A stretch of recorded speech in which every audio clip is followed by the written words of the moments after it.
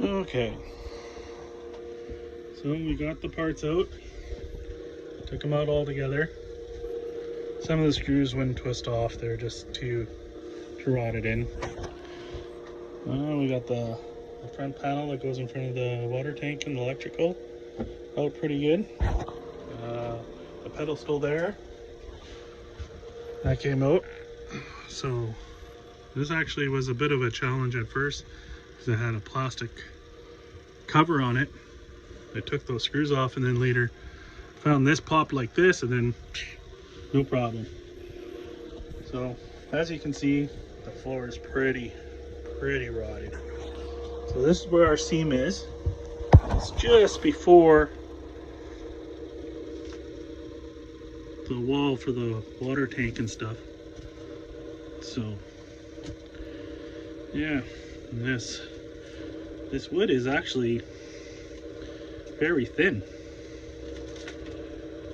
I think it's just more for the layer. As you can see, we got styrofoam underneath. Now, the question is, these wood supports. This is what's going to give structure in the fiberglass. So we probably have to redo these. Yeah, we do. As you can see, it's all blue styrofoam under here.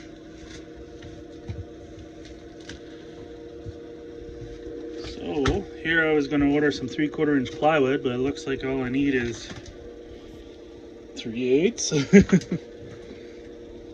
I don't think that's 1/2 inch, so yeah, we'll take this all apart, do some reinforcing. Lucky being a truck camper, it's only going to go to there's the frame, so this can come out or come off, and then we can pull the wood out. And right now I got her sitting on pallets, so that'll help her out. And we're just going to jack it up a bit, so it's kind of like 50% on the pallets and some of the weight's on the jack, so this way it can flex a little bit, that the ground's not pushing up into it. So that's our goal for that. So yeah, a sheeting a little bit. This is 9 feet long, this camper. So I mean, price wise to fix it up, I mean a sheet of 3/8 plywood is only 15-20 bucks Canadian. So 2 sheets of that, some flooring, looks like some 2x2s in there. So yeah, we're talking about a fix under 100 bucks, but it's your time, right? Your time comes out to be a lot.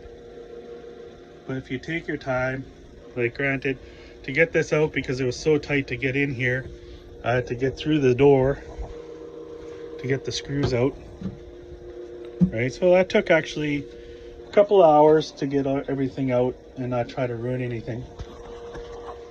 So I guess here we did have a screw that was sticking through there, but for this part here, it actually was already pulling off when it was jacked up because the floor would dip.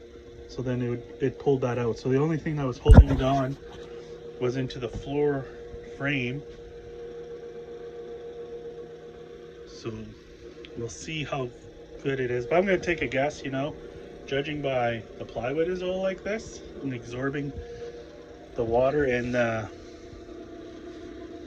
antifreeze, the plumbing antifreeze. That's all I smell it is, plumbing antifreeze. So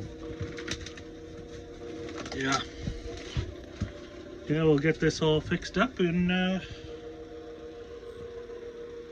see how it goes. So that makes it easier for under there too, because I was worried about that. Now when I jack it up, it bows down, so I'll be able to slide the plywood underneath there. So I just got to jack up the one corner, let the floor sag down, slide the plywood in there, which actually is probably going to be the more challenging part, just because of that door, to get a whole sheet of plywood in here. So you know what, I'm probably going to have my joint in a different spot.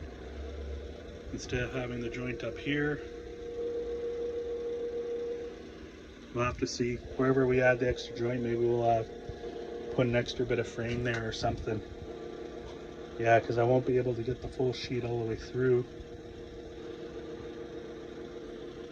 And it's not supporting, so I don't think it really matters. Because the frame underneath is supporting, and then it's fiberglass all the way around.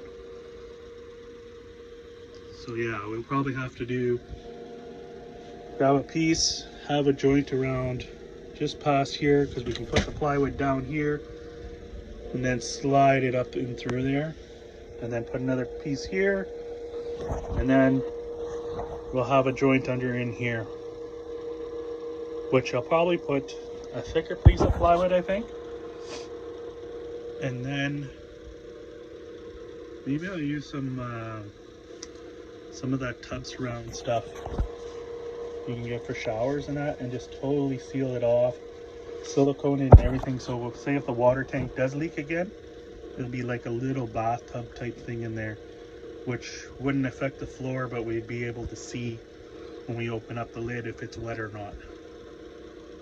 And it'll help with any other future stuff. Plus, it'll be easier to keep clean in there too, right? Alright, so we'll get back to her. I know my videos are short, but I'd like to keep it simple. And I'm not really a how-to, show you how to do it, because there's so many different ways to do stuff. Lots of videos on it, so we're just going to do the damage, what it looks like, and slowly as it progresses.